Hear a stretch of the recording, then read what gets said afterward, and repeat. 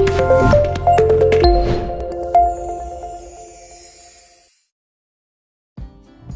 starting with the second disorder today. पहला हो गया था हीमोफीलिया कल. Second is color blindness.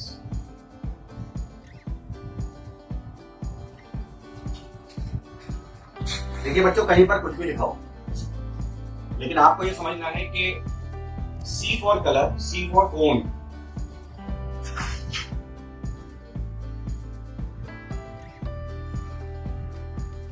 Colour division के लिए कोन सेल्स होती है, ये हम जानते हैं 11 से.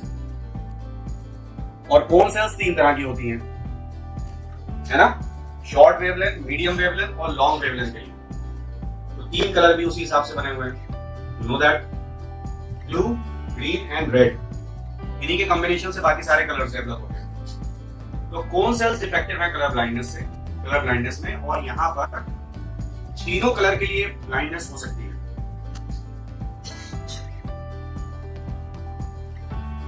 Red color blindness, green color blindness,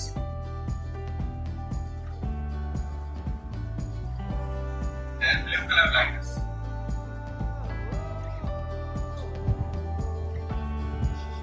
ठीक है, क्योंकि बुक्स में कई बार आप पढ़ते हैं blue green colour blindness, red blue colour blindness, है ना? और इनके इंडिविजुअल नेम्स भी हैं. वो नेम्स कैसे याद होंगे?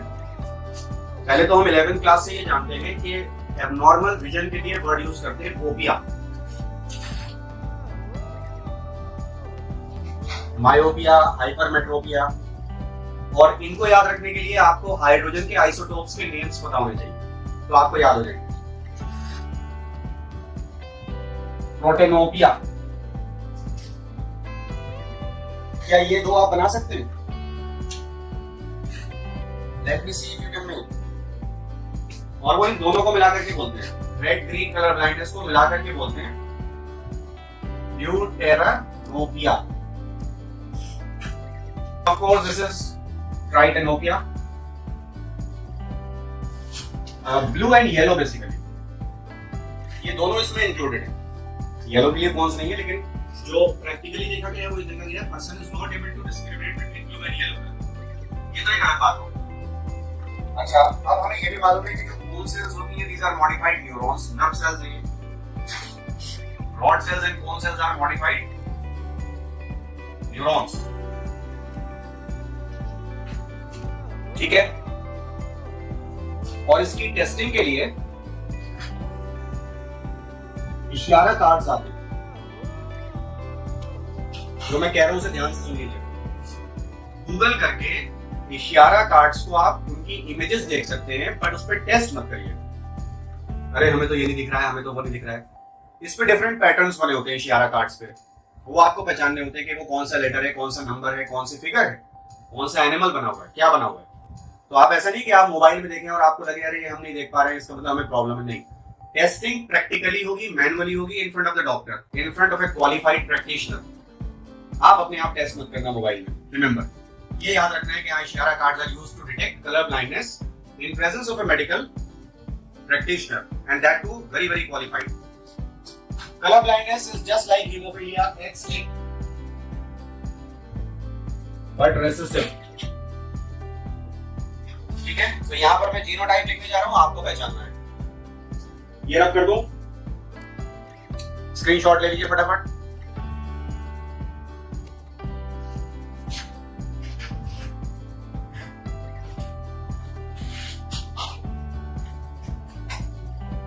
XC क्या होगा, XXC क्या होगा, और XCY क्या होगा? बताइए जल्दी से, पहले ये बताइए ये क्या होगा?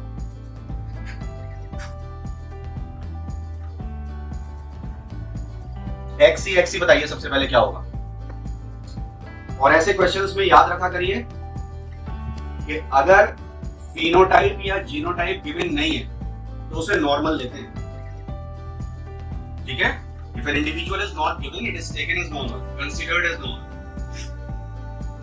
Only abnormal features वाले जो इंडिविजुअल होते हैं वही बताए जाते हैं.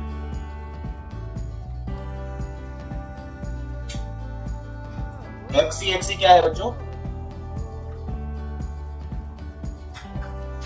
So this is colorblind female, of course homozygous, you are right. This is carrier female.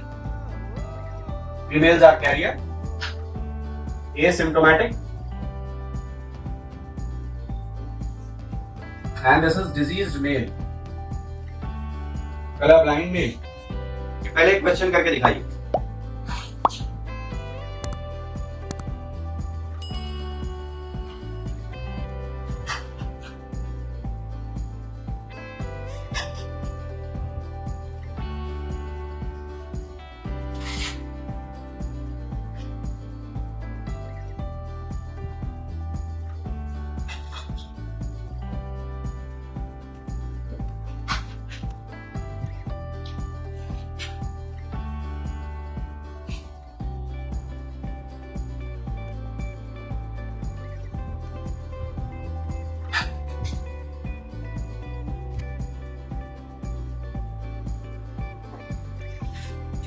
A colorblind man marries a woman whose father was a son of a colorblind woman. और female, एक ही बात है. और female predict the phenotype of their progeny. Question में जो given नहीं है वो नॉर्मल लिए जाते हैं. चलिए बच्चों देखते हैं इसको. ठीक है.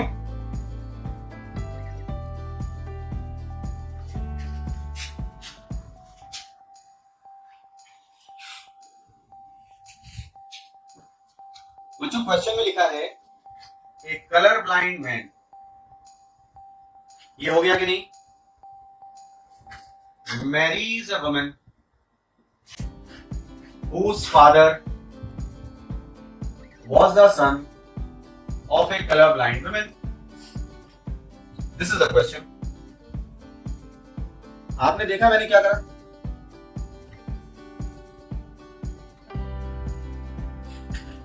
अब यहां से एक x डेफिनेटली यहां आना है और यहां से x 100% यहां आना है. यस और नो? भाई इनके फादर को नॉर्मल ले लेते हैं तो y आ गया. इनकी मदर को नॉर्मल ले लेते हैं, जो गिवन नहीं है वो नॉर्मल है, तो x ही x ही आ गया. यहां पर ये देखिए कि कितनी जनरेशंस दिखाई गई है क्वेश्चन में. This is the third generation, this is the second generation, this is the first generation. और हमसे फोर्थ के बारे में पूछ रहा है कि इनके बच्चों का फिनोटाइप क्या होगा. तो ये देखिए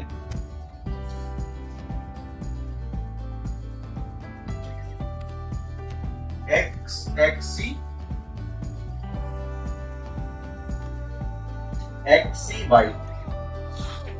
ठीक है, यही बनेगा या नहीं? This is the fourth generation. इसको पूछ रहा है कि इसका फिनोटाइप बताओ. Am I clear to everybody और नॉट? सबने ऐसे ही किया है, हाँ या ना?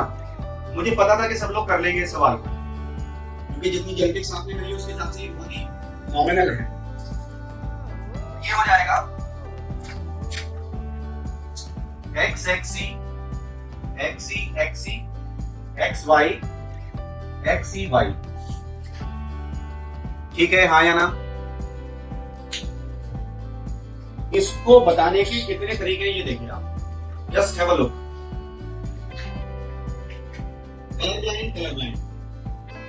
नॉर्मल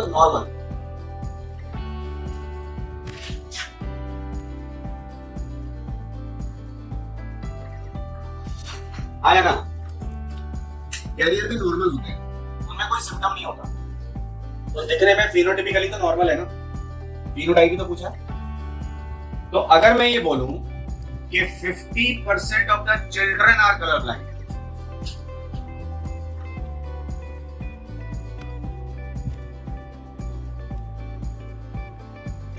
तो ये सही होगा कि गलत? बताते जाइए मुझको. Will this be right or wrong? 50% of the children are colorblind. Okay. 50% of the children are normal. सही है कि नहीं?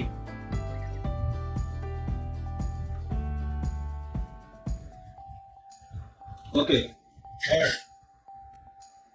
50% of the sons are colour blind.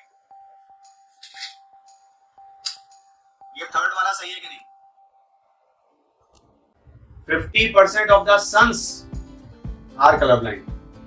लड़कों में आधे कलर ब्लाइंड हैं। लड़के कितने हैं? 2 लड़के हैं। 50% ऑफ द सन्स मतलब लड़कों में आधे। ठीक है। अब देखिए चौथी बात, 50% of the sons are normal. बोलिए हाँ या ना, let me know.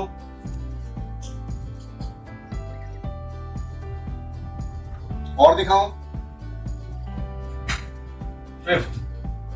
50% of the daughters are colour blind. बोलिए हाँ या ना।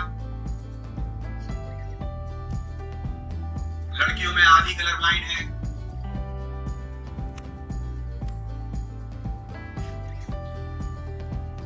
%50 of the daughters are normal। बोलिए हाँ या ना।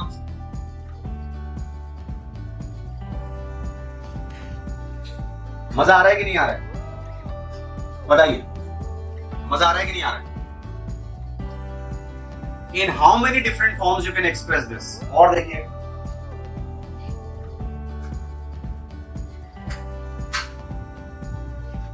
%25 daughters amongst children are colorblind। Point number 7 सही है कि गलत है? ये भी सही है, शाबाश। 25% of the sons amongst children are colorblind। 8th sentence क्या होगा? 25% of the sons amongst children are colorblind। 8th sentence हो गई। सही है कि गलत है? बताइए। 8th सेंटेंस मैंने बोला ये भी सही है। ऑलराइट। तो ये तो मुझे पता था कि सारे बच्चे इसे कर लेंगे, यहाँ तक तो पहुंच जाएंगे। ये मुझे पता था कि ये सब चीजें मुझे आपको बतानी पड़ेंगी, है ना। जो चीजें छुपी हुई होती हैं वो एक बार बच्चों को दिखा दो तो फिर वो हमेशा से खुद ढूंढ लेते हैं। इस सवाल को करने में मजा आया कि नहीं आया? देखा आपने प्रेजेंटेशन कितनी फॉर्म्स में है, इतनी ही फॉर्म्स के अलग अलग टाइप इस सवाल के बनते हैं। कभी किसी तरह से पूछ लेते हैं, कभी किसी तरह से। Because you have so many 10 possibilities होगी। अभी आगे भी हम जा सकते हैं कि 25% लड़कियां बच्चों में नॉर्मल है, 25% लड़के बच्चों में नॉर्मल है। 10 बन जाएंगे। 8 तो हो गए, 2 और बन जाएंगे। You can present it in so many different forms. Yes और नो? तो मैं ये बोल रहा था, उसी बात पे लौट करके आ रहा हूँ कि कुछ भी पढ़ाना शुरू कर दिया मैंने और आपने पढ़ना शुरू कर दिया। You started enjoying the topic. 24 घंटे बीत गए और किसी एक ने भी मुझसे ये नहीं कहा कि सर क्या कर रही है आप? आपने हीमोफीलिया शुरू कर दिया, कलर ब्लाइंडनेस शुरू कर दिया और आपने एक टॉपिक छोड़ दिया, क्योंकि आपने बुक ही नहीं देखी होगी, इसलिए आपको पता ही नहीं कि मैंने एक टॉपिक छोड़ दिया और मैं आगे बढ़ गया। वो टॉपिक जानबूझ के छोड़ा था मैंने। अब वो टॉपिक आपको समझ में आएगा क्योंकि आप उस रास्ते पर आज खुद चले हैं। वो टॉपिक शुरू में पढ़ाने से आप पर असर नहीं होता, क्योंकि आप उस रास्ते पर आज खुद चल पड़े। और इसीलिए वो टॉपिक बच्चों को समझ में नहीं आता, जिंदगी भर परेशान होते हैं। जिंदगी भर का मतलब जब तक साइंस पढ़ते हैं, बायो पढ़ते हैं, जेनेटिक्स पढ़ते हैं, परेशान होते हैं। और वो टॉपिक है पेडिग्री एनालिसिस।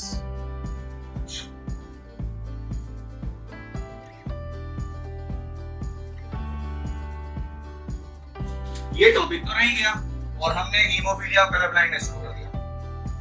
पेडिग्री एनालिसिस हमने जाना ही नहीं।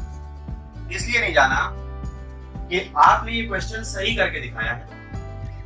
तो आज से ये भी आप मुझसे प्रॉमिस करिए कि पेडिग्री एनालिसिस, पहले तो आप ये बताइए पेडिग्री का मतलब मालूम है? Except dog food, what does pedigree stands for?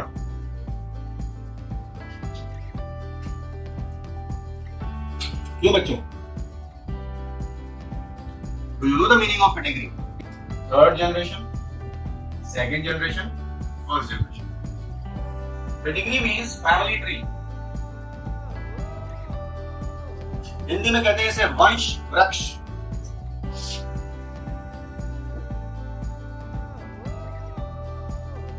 Urdu में कहते हैं शजरा। कहते हैं इसका शजरा निकाल लो। देखो तो जरा इसके फोर फादर्स कौन थे।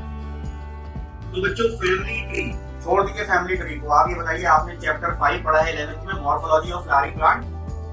किसी भी किताब से आप उस टॉपिक को पढ़िए, सबसे पहले रूट पढ़ाई जाती है, फिर स्टेम पढ़ाई जाती है, फिर लीफ पढ़ाई जाती है। नीचे से ऊपर चलते हैं। पेड़ को, ट्री को पढ़ने के लिए नीचे से ऊपर चलते हैं। और हर बच्चा पेडिग्री एनालिसिस को ऊपर से नीचे सॉल्व करता है, जिंदगी में कभी सॉल्व नहीं होगा। प्रेजेंट को देखते हुए पास्ट का पता लगाना। ऐसे तो चले हम नीचे से ऊपर, ऊपर से थोड़ी आए नीचे को। और हर बच्चा पेडिग्री एनालिसिस में ऊपर से नीचे आता है। क्यों आते हैं भाई, क्यों आते हैं आप? पेड़ पे पहले चढ़ेंगे फिर नीचे उतरेंगे, मतलब पेड़ पे बैठे हुए ऑलरेडी, चढ़ नहीं रहे, ऊपर बैठे हुए और नीचे आ गए। चढ़े कब थे? जब चढ़े थे तो नीचे से क्यों गए थे? समझ रहे हैं बात यानी? तो पेडिग्री एनालिसिस वो बच्चा सही करके आता है जो इस क्लास को जो मैं बता रहा हूँ बातों को ध्यान से सुनो। हमें नीचे से ऊपर चलना है, प्रेजेंट को देखते हुए पास्ट का पता लगाना है, और तब आप फ्यूचर का, प्रोजेनी का कोई एक वर्कआउट कर सकते हैं। I want say prediction, you can work out the possibilities of the future और द अपकमिंग प्रोजेनी, जितना दिमाग ऊपर वाले ने दिया है उससे। तो जिसने भी पेडिग्री चार्ट को ऊपर से नीचे सॉल्व किया उससे होगा नहीं, ये समझ लीजिए। आपने खुद ये सवाल देख लिया, आज आप नीचे से ऊपर चले होंगे तो आपने सवाल को सही सॉल्व कर दिया। अब जब तक आप प्रॉमिस नहीं करेंगे मैं आगे नहीं बढ़ूंगा। पेडिग्री एनालिसिस आपको हमेशा नीचे से ऊपर पढ़ना है। पहले पेडिग्री एनालिसिस सीखेंगे, उसके बाद में ह्यूमन जेनेटिक डिसऑर्डर्स पे जाएंगे। हालांकि उसमें दो तो हमने कर ही लिए बातों बातों में, हीमोफीलिया और colour blindness, but I give you a compiler form. Compiler form में आपको दे दूंगा तो उसके बाद में वो टॉपिक आपके लिए बहुत आसान हो जाएगा। And with that the chapter is going to be over again. वही लास्ट टॉपिक है चैप्टर में, but before that one should be perfect in pedigree analysis. ठीक है, आगे बढ़े। एक और भी टॉपिक है म्यूटेशन, बट वो हम चैप्टर 6 में पढ़ते हैं। यहाँ उसमें लिखा भी है चैप्टर 5 में कि एक सडन चेंज है, हेरिडेबल है, लेकिन आप इसको चैप्टर 6 में अच्छे से पढ़ेंगे। वहाँ वो लिखा है, just for the sake of chapter आप उसकी रीडिंग कर लीजिएगा, बट अच्छे से समझ में आएगा चैप्टर 6 में, क्योंकि एनसीईआरटी में लिखा है। बट पेडिग्री एनालिसिस समझ लीजिए, इसमें जो सिंबल्स लिए जाते हैं, square for male, circle for female, and a rhombus for sex unspecified। इसका क्या मतलब है? इसका मतलब ये है कि आपसे पूछा जा रहा है कि भाई आपके वो फलाने अंकल हैं, उनके कितने बच्चे हैं? तो आप कहते हैं कि 5 बच्चे हैं। अच्छा, लड़के कितने हैं, लड़की कितनी है? तो आप कहते हैं शायद 2 लड़के 3 लड़कियां हैं, या 3 लड़के 2 लड़कियां हैं, पता नहीं, ध्यान नहीं। तो हम ये लिख देते हैं उस जगह, और इसमें नंबर डाल देते हैं 5 या 3 या 2, जितने भी होते हैं। अगर इनमें से कोई भी सिंबल शेडेड है या कलर्ड है, स्क्वायर या सर्कल या रोम्बस,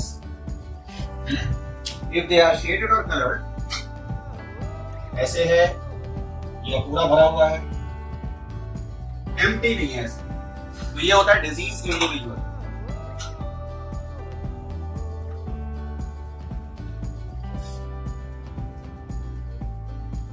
ठीक है, अब अगर आपने कहा कि साहब एक फैमिली को हम जानते हैं जहां पर वो बता रहे थे कि 5 बच्चे डिजीज थे, तो ऐसे कर दिया, लेकिन नहीं पता कितने लड़कियां कितने लड़के। यू डू लाइक दिस, एक स्क्वायर और एक सर्कल के बीच में एक लाइन, ये होती है मेटिंग और मैरिज। ठीक है, एक स्क्वायर और एक सर्कल के बीच में 2 लाइनें हैं, इसको बोलते हैं consanguineous mating, that is marriage between relatives. ठीक है, और देखिए, सपोज हमने ये पेडिग्री चार्ट बनाया,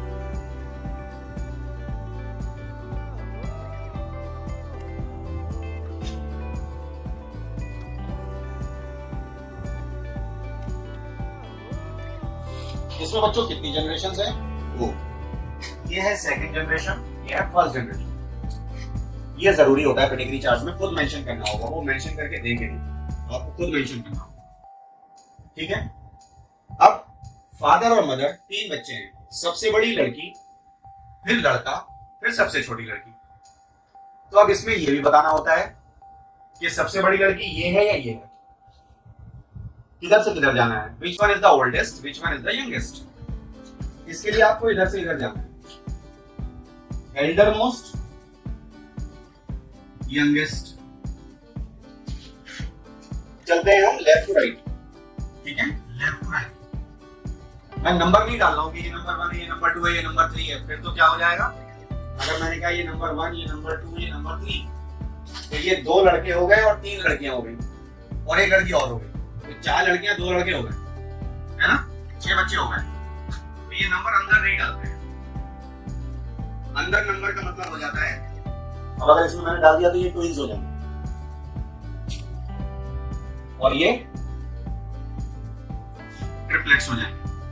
ऐसे नंबर अंदर नहीं डालना, अभी बताया हमने, किसी भी सिंबल पे अगर नंबर हो तो उसका मतलब क्या होता है। अच्छा, अब सवाल दूसरा,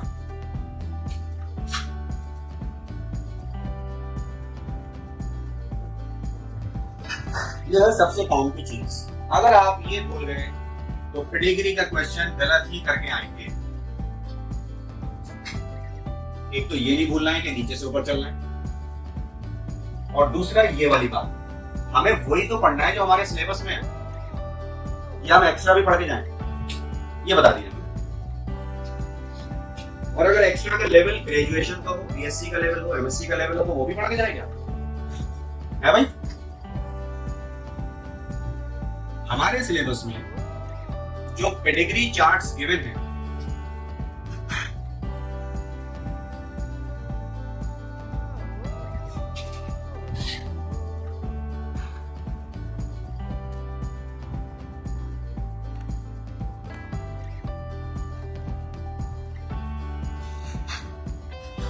वो सेक्स लिंक डिसऑर्डर के नहीं। क्या समझे आप? 3 तरह के पेडिग्री चार्ट पे सवाल आ सकता है, 3 तरह के, जिसमें से 2 तो मैंने आपको बता दिया, तीसरा भी बताऊं। हमारे सिलेबस में पेडिग्री चार्ट बने हुए तो 2 ही है, एक ऑटोसोमल डोमिनेंट का है, एक ऑटोसोमल रिसेसिव का है। बच्चे इन चार्ट को XY से करते हैं, जिंदगी में कभी नहीं हुआ, बताइए मुझे हो जाएगा? ऑटोसोमल डिसऑर्डर है और आप XY से कर रहे हैं सॉल्व उसे, और ऊपर से नीचे चल रहे हैं, हो जाएगा? जब सिलेबस में ही नहीं है तो आप क्यों कर रहे हैं? ठीक, अब समझिए स्टेप बाय स्टेप से क्या देखना होता है। अभी बुक में मत देखिएगा, try to understand what I am trying to teach you. पहले तो ये पता लगाना होगा कि डिसऑर्डर ऑटोसोमल है कि नहीं, ऑटोसोमल है कि नहीं।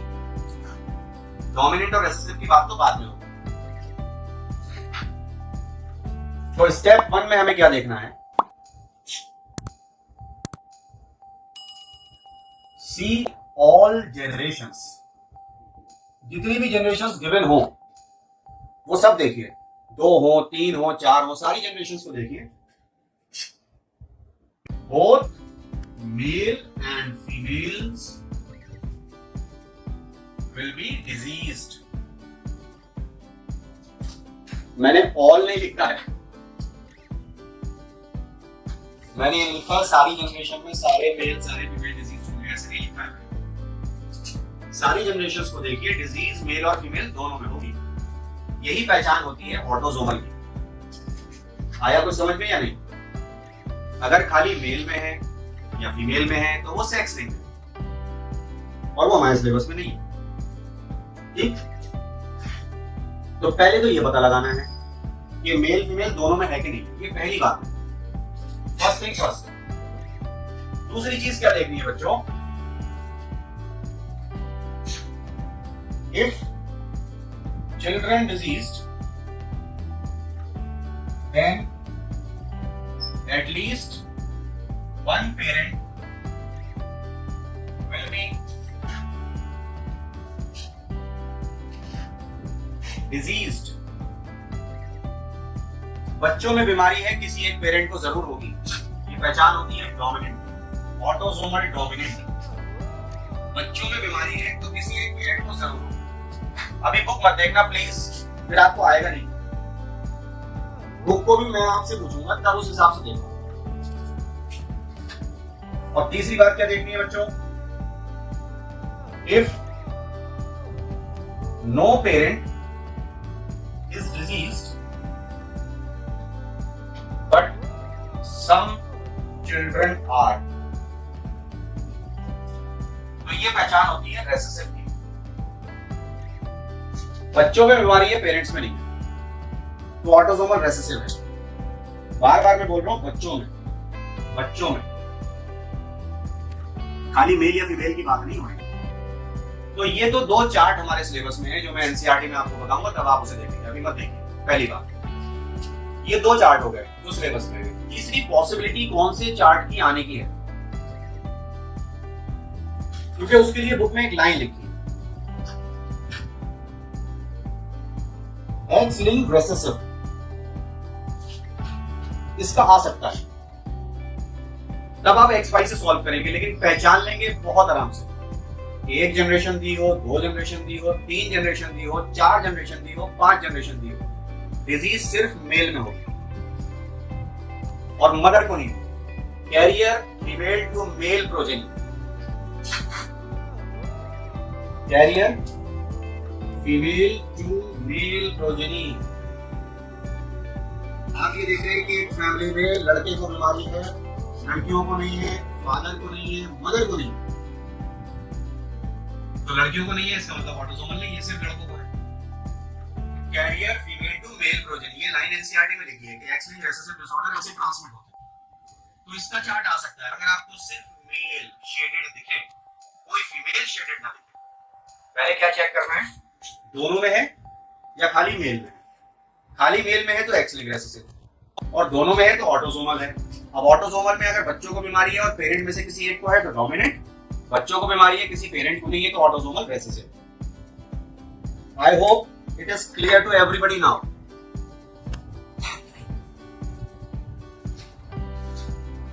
बच्चों ये वो बातें हैं जो आपको याद करनी ही हैं, भूलना नहीं है। ऑलराइट, हमारी बुक में बच्चों एक फिगर बना हुआ है, फिगर 5.14, उसमें लिखा क्या है वो मत पढ़ना प्लीज। हमारी बुक में, मेरी बुक में पेज 88 पे है, हो सकता है आपकी बुक में पेज 89 पर हो, नई वाली बुक में थोड़ा आगे बढ़ गया। तो आप लोग फिगर 5.14 में लिखा क्या है वो मत पढ़ना, फिगर का डिस्क्रिप्शन होता है वो मत पढ़िएगा। दो पेडिग्री चार्ट है, एक लेफ्ट पे है, एक राइट पे है। पहले तो लेफ्ट वाले को देखिए और मेरे सवालों के जवाब दीजिए।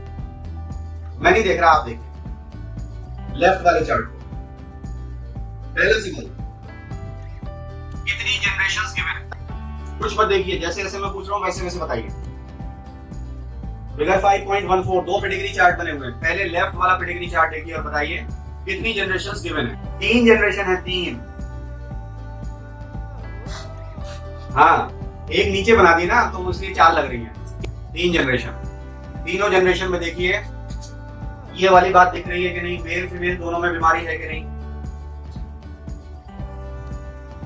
दूसरा सवाल, मेल फीमेल दोनों में बीमारी है कि नहीं। नीचे से ऊपर देख रहे हैं, ऊपर से नीचे देख रहे हैं, कैसे देख रहे हैं, नीचे से ऊपर, है ना। अब ये देखिए कि अगर बच्चों में बीमारी है तो किसी एक पेरेंट को है या नहीं। अगर बच्चों में बीमारी है तो किसी एक पेरेंट को है या नहीं। लेफ्ट वाले चार्ट में है या नहीं, यस और नो। तो ये कौन सी हुई, कौन सा डिसऑर्डर का पेडिग्री चार्ट हुआ? हाँ, ऑटोसोमल डोमिनेंट। ठीक, अभी नीचे मत पढ़ना, बुक में जो डिस्क्रिप्शन है वो पढ़ना मत अभी। अब राइट वाला चार्ट देखिए, बताइए उसमें कितनी जनरेशन है। नीचे मत पढ़ना डिस्क्रिप्शन में क्या है, राइट वाले चार्ट को पढ़िए और बताइए कितनी जनरेशन गिवन है। इसमें भी 3 है, पक्का? श्योर? Sure short? ऑलराइट, 3 ही है, राइट। Okay okay. अब दूसरी चीज क्या चेक करेंगे, बताइए मेल फीमेल दोनों में बीमारी है? अभी तो मैं नहीं देख रहा हूं, जब मैं देखूंगा मैं कुछ और बातें भी करूंगा। जब मैं इन पेडिग्री चार्ट्स को देखूंगा तो कुछ और बात भी करूंगा। दोनों में है मेल फीमेल में, ऑटोसोमल हो गई। आप देखिए बच्चों को बीमारी है तो क्या पेरेंट को है? बच्चों को बीमारी है तो क्या पेरेंट को है?